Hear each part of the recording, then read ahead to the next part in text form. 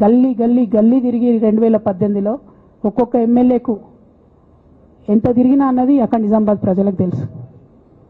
ఏం కాంట్రిబ్యూషన్ లేదన్నది, ఓన్లీ హరీష్ అన్నది సంతనదే ఉన్నదా కాంట్రిబ్యూషన్? వీళ్ళు మేకవనే పులులు నాన్న, వీళ్ళు మీ ముంగట నటిస్తారు అంతే. బయట వాళ్ళ నిజస్వరూపం వేరేలాగా ఉంటుంది. యాజ్ అ డాటర్గా రిక్వెస్ట్ చేస్తున్నా, ఒకసారి ఆలోచన చేయండి వాళ్ళ గురించి. నాకేమొద్దు, నన్ను పార్టీలోకి వెళ్ళి సస్పెండ్ చేసి నో ప్రాబ్లం, కానీ వాళ్ళని పార్టీలో ఉంచుకుంటే పార్టీ ఎట్లుంటుంది అన్నది మీరు ఆలోచన చేసుకోండి. ఇక అల్టిమేట్గా నేను చెప్పదలుచుకున్నది ఒకటే,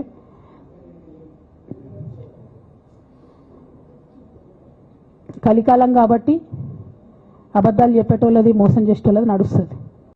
టెంపరీగా వాళ్ళది నడుస్తున్నది, వాళ్ళది నడిచింది, విజయం సాధించారు కాబట్టి ఇవాళ సస్పెన్షన్ నాకు వచ్చింది.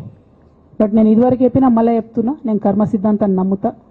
ఖచ్చితంగా ఇంతకు ఇంత దేవుడు వాళ్ళకు అనుభవింపజేస్తాడు, అందులో ఏం ఆలోచించాల్సినటువంటి అవసరం లేదు. Thank you. జై తెలంగాణ, జై కేసీఆర్, జై తెలంగాణ, జై కేసీఆర్.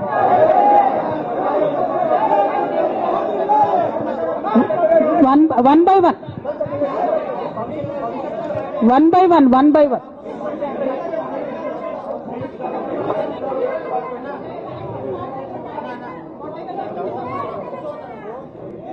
ఒక 1 minute హిందీలో చెప్పేసే అన్న, బయట నేషనల్ మీడియా మిత్రులందరూ అడుగుతున్నారు.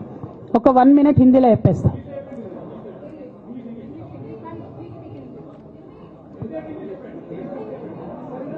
आज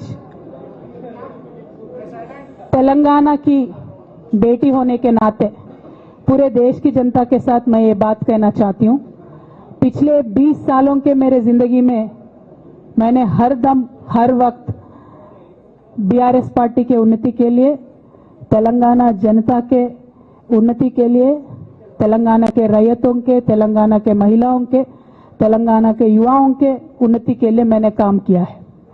और इस पूरे 20 साल के जिंदगी में मैंने अपने लिए कभी कुछ नहीं मांगा है, लेकिन तेलंगाना की जनता ने, बीआरएस पार्टी ने मुझे बहुत प्यार दिया है।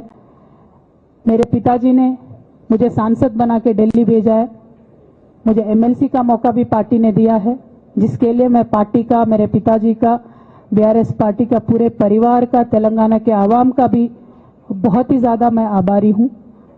लेकिन जो भी मुझे रिस्पॉन्सिबिलिटी दिया गया था, मैंने पूरे शिद्दत के साथ काम किया है। कभी भी मैंने तेलंगाना के लोगों के खिलाफ काम नहीं किया है।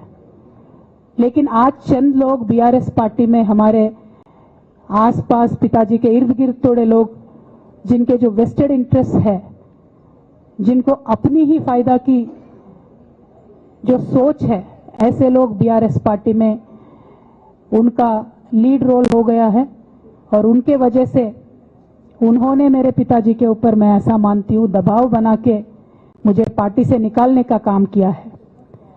लेकिन अल्टीमेटली मैं ये मान के चलती हूँ कि मैं तेलंगाना की बेटी हूँ। मैं जब तेलंगाना में आके तेलंगाना के आंदोलन में शामिल हो गई, मैं रास्ते पे चली, मैंने लाठी खाई, मैं जेल भी गई। हर तरीके का जो भी कोशिश हो सकता है तेलंगाना के अलग रियासत हासिल करने के लिए, मैं वो तमाम कोशिशों में शामिल थी। मैं तो आंदोलन से आई हूँ, इन्होंने अभी मुझे पार्टी से, सियासत से निकालने का काम किया है, तो मैं फिर आंदोलन में चली जाऊंगी। लेकिन मैं बीआरएस पार्टी से, हमारे पिताजी से यही रिक्वेस्ट करना चाहती हूँ कि आपके इर्द गिर्द जो लोग जमा हुए हैं, उनकी नीयत के बारे में आप सोचिए। क्या वो पार्टी के लिए काम आएंगे? आप इसके ऊपर गौर कीजिए।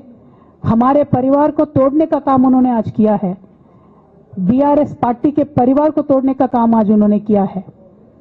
और ये किसके फायदे के लिए उन्होंने किया है? तेलंगाना के आवाम के फायदा के लिए उन्होंने नहीं किया है, उनके खुद के फायदा के लिए किया है।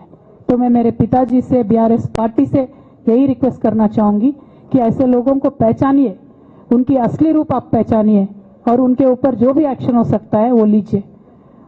और मैं तेलंगाना चीफ मिनिस्टर रेवंत रेड्डी जी से भी डिमांड करती हूं कि आपने जो बीआरएस के परिवार को तोड़ने का आज काम किया है, हमारे बीआरएस में जो धोखेबाज लोग हैं उनसे मिलके आपने जो बीआरएस के परिवार को तोड़ने का कोशिश किया है, तेलंगाना की आवाम आपको इसका जवाब जरूर देगी।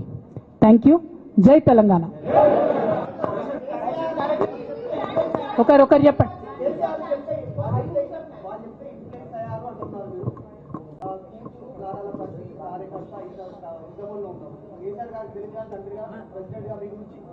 ఓకే, ఇంకా ఎవరైనా చెప్పండి.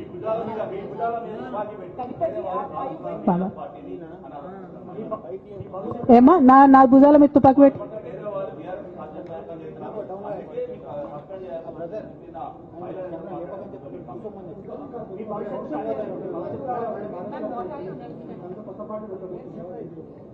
Okay. I got your question. Rahul G,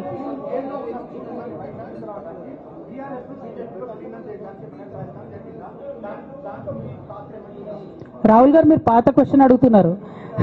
కొత్త ఇష్యూ ఏంది అని అంటే బీఆర్ఎస్ పార్టీలో సస్పెన్షన్లో ఖచ్చితంగా కేసీఆర్ గారి మీద ఒత్తిడి తీసుకొచ్చే ఈ సస్పెన్షన్ చేశారని నేను నమ్ముతా ఉన్నాను.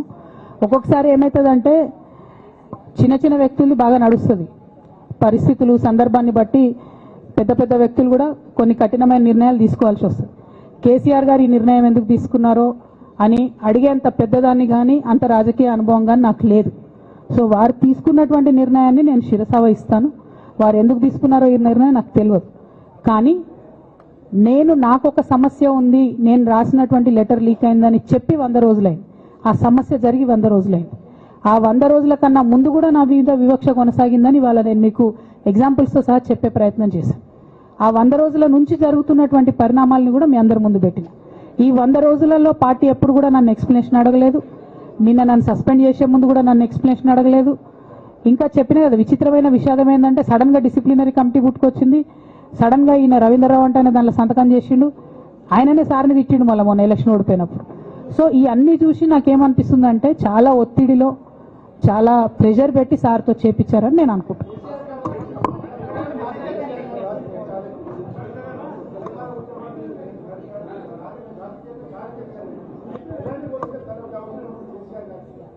Right, I got